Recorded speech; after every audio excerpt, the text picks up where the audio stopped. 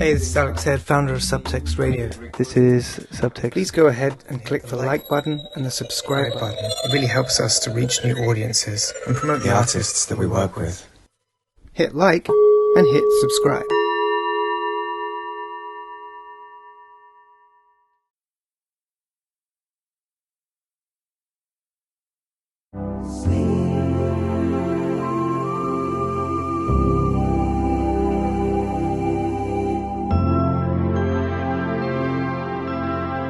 You are listening to Subtext.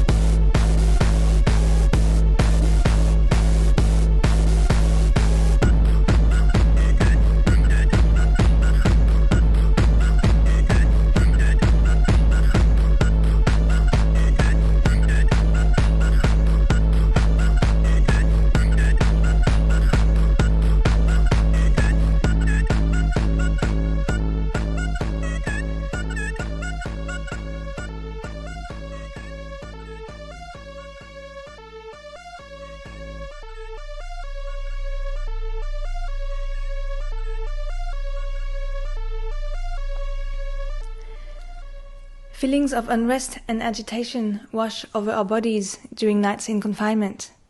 Welcome to Super Sleep, an hour program listening to insomnia. Through sound and music, we focus on the culture of sleep and sleeplessness at the intersection of biopolitics, capitalism, and normalization. I'm Annabelle Lacroix, and I'd like to thank Subtext and Threads Radio. Welcome back if you have been listening to Threads' Subtext last broadcast a few weeks ago, called Non-Sleep as Social Practice.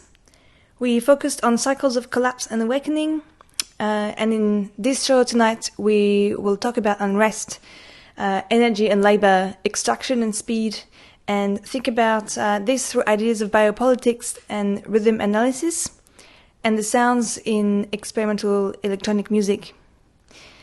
Since the beginning of confinement, I've had quite a bad run with insomnia, and maybe for different reasons than before, because I also have been embracing the slowdown with work being cancelled or delayed.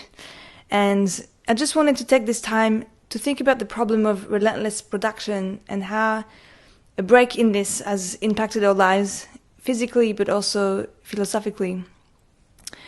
So to be critical over the question of overproduction, I've mostly included 2 tracks by artists in the program to disrupt the fast-paced back-to-back programming. We just heard from Sentimental Rave a track called Obsess from an EP that's happily called I Just Woke Up. So if you haven't been sleeping well, it's absolutely normal. Confinement has had a massive impact on sleep, as rhythms have completely changed, many have lost jobs, and there's been a bit of noise in the media about people's experiences in disruption of sleep and also agitated night and crazy dreams. But we have to remember that nights in confinement can be very different depending on where you live. And speaking about comfort is only just a metaphor to really talk about inequality and precarity.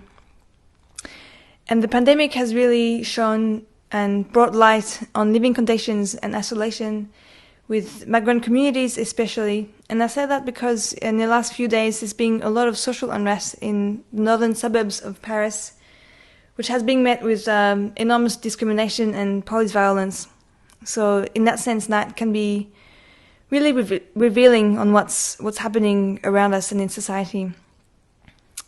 Now we'll hear from Dina Abdelwahid, a track from her latest EP called Dakar that just came out in January.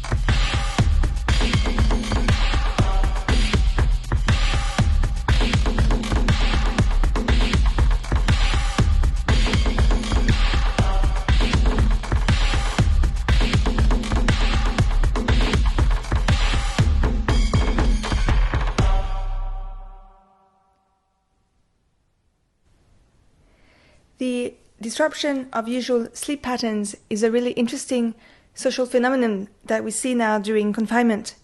It's almost like we've reverted to pre-industrial times when we used to have 2 phases of sleep. It's known as biphasal sleep.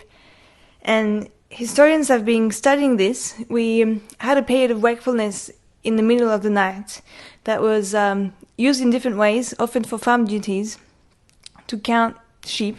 I mean that literally. And progressively, industrialization, Fordism, and a strict organization of labor time has led to a mass synchronization of our bodies, but also a mass preconception about what and when sleep should happen. In fact, Marx had already thought of this in Capital, although he doesn't speak about sleep directly, but in his Working Day chapter, he talks about day and night and the appropriation of labor throughout the 24 hours in the day. And we can see how this is happening today within the 24-hour society. And I think this is a kind of a form of extraction capitalism, and that's often referred to mining of fossil fuels, but I think we should also think about this in relation to ourselves and our own energies. The disruption of sleep and the need to recuperate is part of that cycle because of the treadmill of production and relentless rhythm in our lives. Also, we should add that the 24 society hasn't stopped now during the confinement, because a lot of things are still running 24 hours, like the world of finance, which relies on algorithm and artificial intelligence, which doesn't sleep. And that's the same in all of the algorithms that runs within social media, for example. So here we are interested in the kind of music and the kinds of rhythms that are symptomatic of this, but also quite critical, and that comes through experimental propositions. So we'll continue with Anderi with a track from his first cassette on Room 40, and that will be followed by Sentimental Wave, a track called 4 a.m., which is a bit punishing but in a super nice way. After a short philosophical moment, we'll be back with Anderi with a new track which will be coming out very soon. And that will be followed by 2 tracks by Bergsonist from her new EP called Middle West.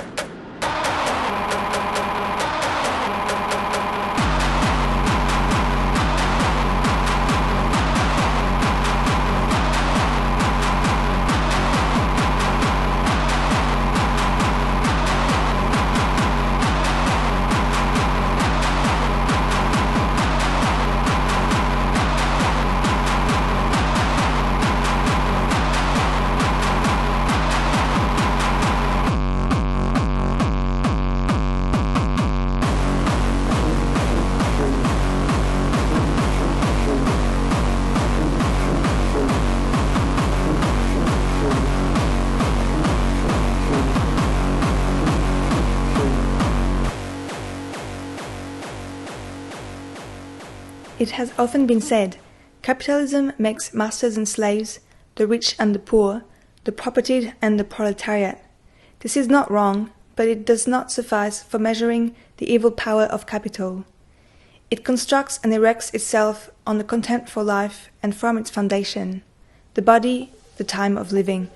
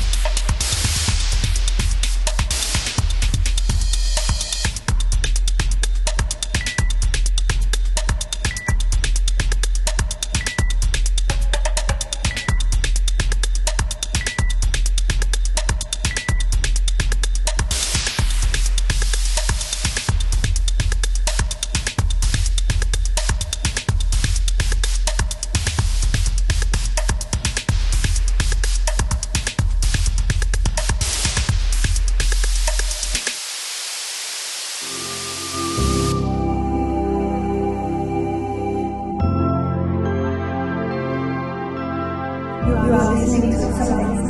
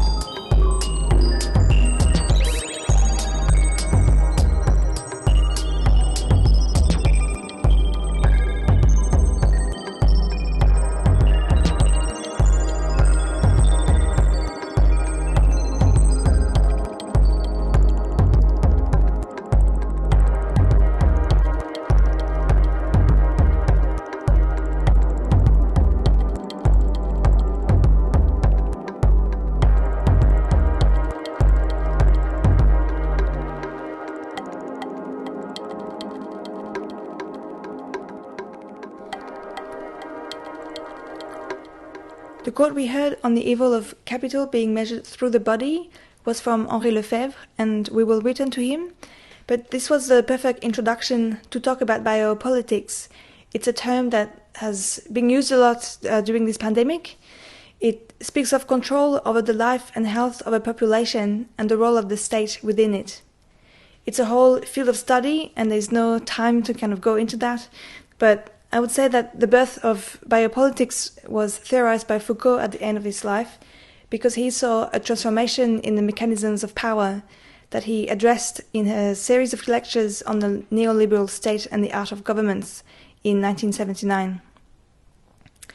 And what's interesting is that Foucault wrote about biopolitics in relation to institutions of control that he sees for him that create norms and influence our own behaviors, like the school, the hospital, and the prison.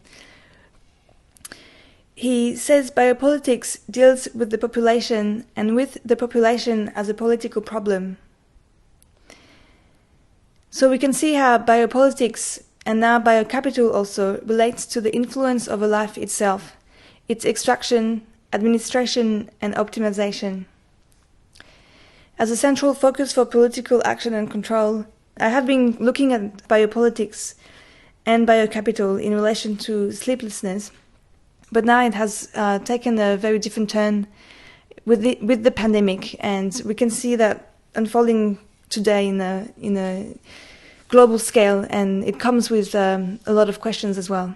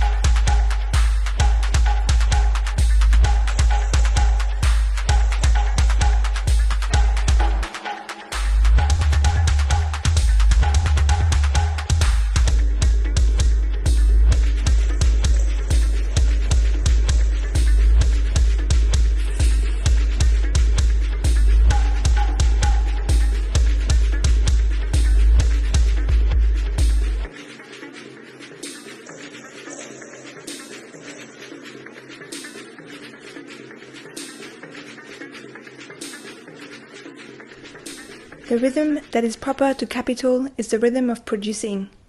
Everything, things, men, people, and destroying, through wars, through progress, through inventions and brutal interventions, through speculation. It is often said, yes, it was like this or that in the old days, then the world changed. This isn't wrong, but it does not go beneath the surface. In fact, there were, as we have seen, great rhythms of historical time, apology for the body, and following that negation of the body, exaltation of love and pleasure, then depreciation and apology for frivolity, taste for, and then refusal of violence. Capital replaced these alternatives with the conflicting dualities of production and destruction, with increasing priority for the destructive capacity that comes at its peak and is raised to a world scale, which plays a determining role in the conception of the world and the worldly.